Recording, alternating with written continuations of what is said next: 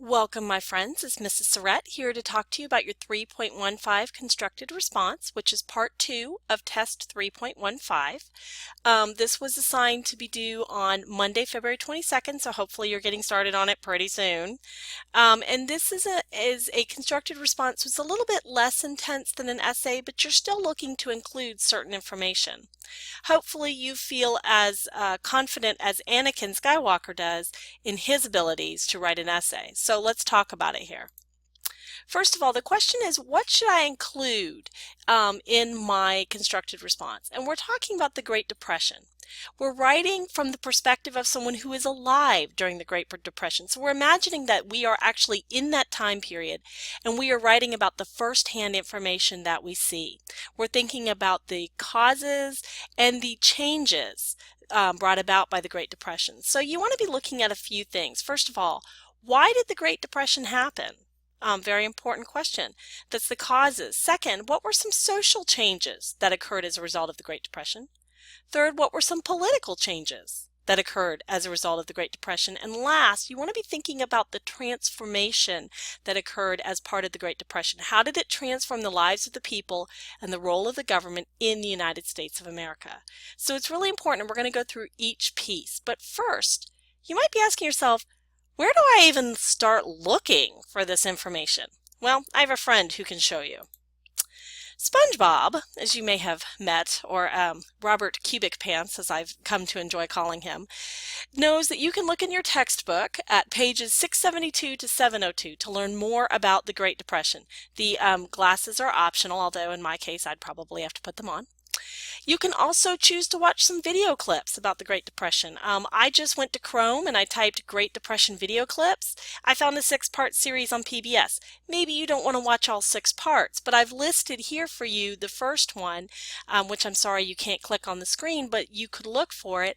And these are really great videos, excuse me, and they use a lot of documentation from the time period, so it's primary source, and it'll give you a chance to really kind of interpret and analyze it. But the big question is, what format do you want to use to write your response? So you're writing from the perspective of someone living in that time period. It could be a letter to your future self or to your family of the time. It could be a diary entries. It could be a newspaper article, extra, extra, read all about it. It could be poetry. I got some beautiful poems out of this. So basically just kind of put on your creative hat and think about what would you like to do to best convey this information. And that is a portion of your grade. So we're not looking for just the typical essay format. We're looking for something just a little more interesting, your own spin on things. All right, so let's think about that first question. Why did the Great Depression happen? What were some causes? And oh my goodness, would you not panic if that came right at your house? And yet during this time period, that wasn't as unusual to see on the Great Plains. I'll talk about it. One thing that was causing the Great Depression was that factories were producing goods at a tremendous rate, so many goods, and people just didn't have the money to buy these goods. And even if they did, there's so many goods that the price is dropping. So people aren't going to be spending as much, and if you're producing and your cost is high, they'll go to someone else. And you can see here these young children working in these dangerous factory situations. This little boy doesn't even have shoes on, working in the thread business where he's going to have to stick his hands into some of these places to get out his spindle. Another thing going on at this time period, agriculture in the Dust Bowl. Remember, across the Great Plains, they weren't using the best farming techniques. They were using dry farming techniques, which worked great until the drought hit. And of course, there was no topsoil because they cleared it. So once the massive winds came along, whoosh, major Dust Bowl going on. So what are those people going to have to do? Too many people were buying on credit and they couldn't afford to pay the credit back. So once they lost their jobs, how are they going to pay? That's going to cause the companies offering the credit or the people offering the credit in turn to lose what they have. The stock market crashed. We can talk about the 1929 crash. You can look up a little more about that, but that's a big cause of the Great Depression. People were being risky. They thought, well, the prices just keep going up. Let me borrow money. Let me make some bad investments. It's no big deal. I'll get the money back. But eventually that bubble pops. And of course, banks make risky loans to the investors. And if the investors can't pay it back, the banks have no money, so they defaulted. So you've got several really good points to think about with the Great Depression. All right, some social and political changes that occurred as a result of the Great Depression. You can see this gentleman right here is hopping aboard a railroad. Some people did. They just gave up their houses and lived on the railroads, moved from place to place. It was extremely risky. A lot of people were injured, lost limbs, or even lost their lives doing it, but that was one possible change. So some other social changes, the Okies, who live in that Oklahoma region, they had to move to California looking for a better place to live, or they had to move back east because their farms went bust. People were losing their jobs, they're losing their houses. They are living in shanty towns, also called Hoovervilles. Remember, we'll talk about President Hoover, but they were just trying to find any place to live. Soup kitchens were opening everywhere. If you saw soup kitchens, that's a good sign that you're being hit by the Great Depression. It was the only way many people ate, and very often just once a day. A lot of men in particular suffered from extreme emotional depression for not being able to provide for their families. How about political changes? Well, you've got Hoover, who took that very hands-off approach. He said, oh, we don't want people getting so addicted to government assistance that they stop working.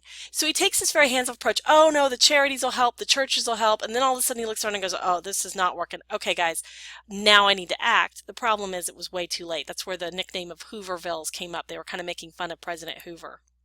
The Smoot-Hawley tariff. Remember, that was the tariff that they passed on imported goods from other countries, making them really expensive so people would buy goods from the United States. The problem is other countries got mad that we weren't buying their goods, so they passed tariffs on us. So nobody was really able to effectively internationally trade. The election of 1932. Think about Franklin Delano Roosevelt coming in and saying, hey folks, are you tired of what Hoover's been doing? Would you like a new deal? Would you like some change? So he gets elected president. And then of course the New Deal itself. You want to think about the different parts of the New Deal: Social Security, the Federal Deposit Insurance Commission. All of these are designed to relieve the problems that people are facing, help them move forward, and get the country moving forward again as well.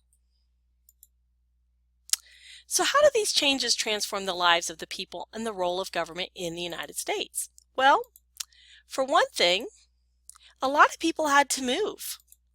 A lot of families broke up, not a lot, but some families broke up. Sometimes they had to sell their children, just trying to find some way to give their kids a better life and make some money. But at the same time, as opposed to these really awful, devastating things, you've also got this very positive spirit that FDR begins to encourage during his fireside chats, telling people, oh, we're going to do this and we're going to do this and we're going to pull together and we're going to show our pioneering spirit and we're going to move America out of this Great Depression. People become a lot more thrifty. They begin to reuse things rather than going out and buying new, which was going on in the 20s, and they become more charitable towards each other. I have something, you don't, let me share. During this time, you see the role of government change. Government expands.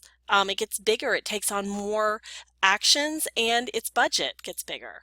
You also have the role of offering a safety net to the people who don't have anything, Social Security and other programs. And many of these programs are still around today. The Tennessee Valley Authority is part of how we get our power here in Georgia. The FDIC, if a bank goes under, they have to insure my deposits up to a certain amount. Usually it's about $200,000. Social Security, if I'm injured or I can't work, I can get money from Social Security to live my life. Now here you can see this student chose to write a future self letter. So she said, dear future, or dear future self, she could say. And she chose to talk about, she mentioned the people being very being poor and very unemployed. They couldn't purchase things. And so the automotive sector takes a big hit. That's a great change to point out. This person chose to write a journal and they chose to just make some entries over the time period. It's not every day, but like one each year. And so they go from the point of the bubble bursting and Black Tuesday hitting. Then they talk about the shanty towns and the Great Depression. We talk about Franklin Delano Roosevelt with his New Deal coming in. So you can see each piece of the Great Depression as it unfolds. All right, here's your rubric. This is how we'll grade you so you can look. We'll be looking for 2 to 3 causes of the Great Depression, 2 to 3 social changes and why they are important. So, if you just say someone lost their house, okay, whatever. Oh, it's so sad that this family lost their house because now where are they going to live? You need to let us have some information about why that's kind of important. Political changes, you might want to talk about that election and how that's going to change things because we're going to have a new president who's not going to just sit back and not do anything, but he's going to get involved. Different kinds of political changes. Transformation of the role of the government and transformation of people's lives. What were their lives like after this? And then, of course, the mechanics of your essay. Basically, if you do your best at writing an essay, generally we can give you points on this. It's usually when a student really doesn't try or doesn't really have capitalized letters or doesn't attempt to write the best that they can that we take off some points here. Except, of course, if it's the incorrect format. We might take off a couple points. So if you just write a constructed response and it's not in a letter or newspaper article or something like that, we're going to have to do that. All right, so it's your turn. This is a major grade. Please make sure you turn it in as soon as possible and contact your teacher if you have any questions. If you're my student, contact me. So, hey, Great Depression, I expect a great written response. And just remind yourself, keep calm and say, I can do it. All right, my friends, let me know if you have any questions or if I can help.